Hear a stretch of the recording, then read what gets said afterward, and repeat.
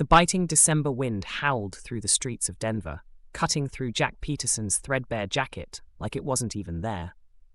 At 73, Jack had been living on these streets for the past 5 years, ever since medical bills from his wife's cancer treatment had taken everything they had. Jack huddled in his usual spot near the SpaceX office, his weathered hands clutching a cardboard sign that read, "Veteran, any help appreciated." Most days, the well-dressed tech workers hurried past, eyes glued to their phones. Jack didn't blame them. He'd learned long ago that invisibility was part of being homeless. That morning started like any other. Jack had just finished organizing the few possessions in his cart, the process almost ritualistic, when he noticed a commotion nearby. A sleek black car had broken down, smoke curling lazily from under its hood and dissipating into the cold air. The driver emerged, frustrated and disheveled, a sight that made Jack do a double take. Even living on the streets, he recognized Elon Musk from the news and magazines he sometimes scavenged. Elon Musk was pacing around the car, phone in hand, muttering something Jack couldn't quite make out. Jack observed for a moment, hesitating. His instincts told him not to get involved. People didn't usually take well to homeless men offering help. Still, something about the man's visible frustration struck a chord. Jack knew what it was like to feel helpless in the face of circumstances beyond your control. He took a deep breath, pulled his jacket tighter around himself, and shuffled over. His knees ached with every step, but he ignored the pain. "Excuse me, sir," Jack said softly, his voice rough from years of disuse and the cold. "I couldn't help but notice you're having car trouble. I used to be a mechanic in the army. Maybe I could take a look." Elon Musk turned toward him, his expression guarded. For a moment, Jack saw the flicker of hesitation he'd come to expect. People rarely trusted someone who looked like him. But after a moment of silence, Elon nodded. "That would be helpful. I have an important meeting, and my phone's not getting any signal out here." Jack carefully set his cart aside and stepped closer to the car. The smell of oil and hot metal hit him immediately, and for the first time in years, he felt a spark of purpose. Peering under the hood, he quickly identified the problem.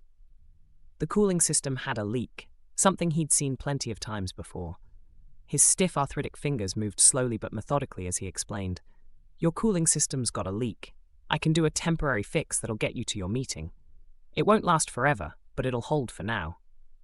Using supplies from his cart, a half-empty bottle of drinking water, a piece of rubber tubing he'd been saving and some duct tape, Jack got to work. His hands trembled slightly, but he forced himself to focus.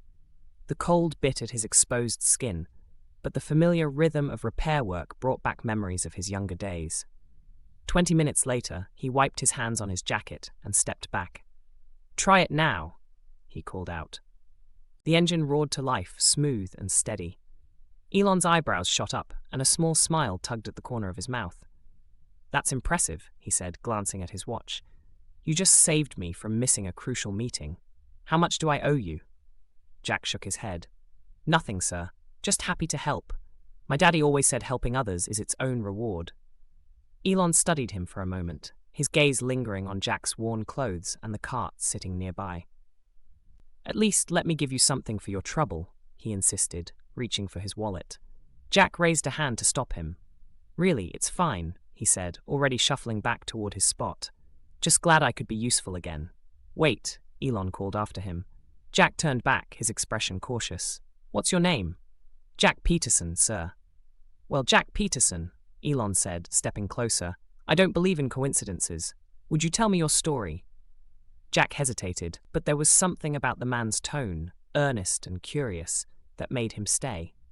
He shared his story in brief, factual sentences. His service in Iraq, his 30 years as a mechanic, his wife Claire's battle with cancer, and how the medical bills had taken everything. He spoke without self-pity, just stating the facts as they were. "These things happen," Jack concluded with a small shrug.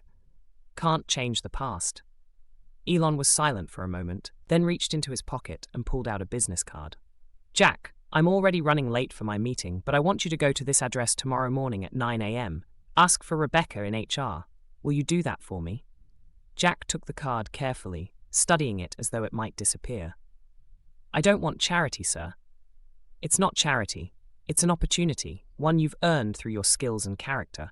Will you come? Jack nodded slowly. Yes, sir, I will.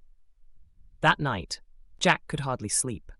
He clutched the business card tightly in his hand, afraid it might vanish if he let go.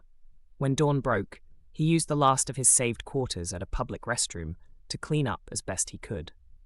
He combed his hair with his fingers and put on his least worn clothes. At exactly 9 a.m., he stood at the reception desk of the sleek SpaceX office, feeling out of place among the gleaming surfaces and well-dressed employees. To his surprise, he was immediately escorted to an office where a kind-faced woman introduced herself as Rebecca. Mr. Peterson, we've been expecting you, she said with a warm smile. Mr. Musk told me about your story. We have a proposition for you. Jack listened in stunned silence as she explained.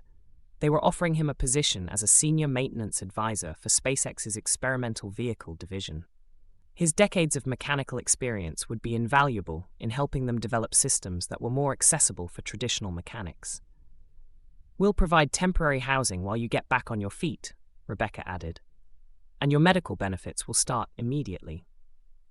Jack's hands trembled as he gripped the arms of his chair. Ma'am, I'm 73 years old. Most folks think I'm too old to work. Rebecca smiled gently. Mr. Musk believes that wisdom and experience have no expiration date. He was impressed not just by your skills, but by your integrity. You helped him without expecting anything in return. That's the kind of person we want on our team. Tears welled up in Jack's eyes. My Claire always said everything happens for a reason. I didn't believe her when I lost everything, but maybe she was right. That afternoon, Jack was shown to a small but clean studio apartment near the office. As he set his shopping cart in the corner of his new home, he noticed an envelope on the table. Inside was a note from Elon Musk. It read, Jack, your kindness and skill helped me when you had every reason to turn your back on the world. Consider this a small repayment. Below was a check that would cover all of Claire's outstanding medical bills. Jack sank to his knees, overwhelmed. For the first time in 5 years, he allowed himself to cry, not from sadness, but from gratitude and hope. The next morning, Jack Peterson walked into the SpaceX office wearing a clean new uniform, ready to start his first day of work. As he passed the spot where he used to sit with his cardboard sign, he said a quiet thank you to Claire. She had always told him that kindness would find its way back to him, even in the darkest times. And there, in the early morning light of a new day, Jack Peterson, formerly homeless but never without dignity or compassion, began the next chapter of his life. Weeks passed, and Jack's experience proved invaluable. His practical knowledge helped the company improve designs, making their vehicles more accessible for traditional mechanics and bridging the gap between old and new technologies. Jack quickly became popular among the engineering team, admired not only for his skills, but for his humble, collaborative approach. More importantly, Jack became known for carrying granola bars in his pocket to share with any homeless person he encountered on his way to work. Everyone deserves kindness, he'd say with a gentle smile. Sometimes that's all it takes to change a life. I should know. Word of Jack's story spread through the company, inspiring others.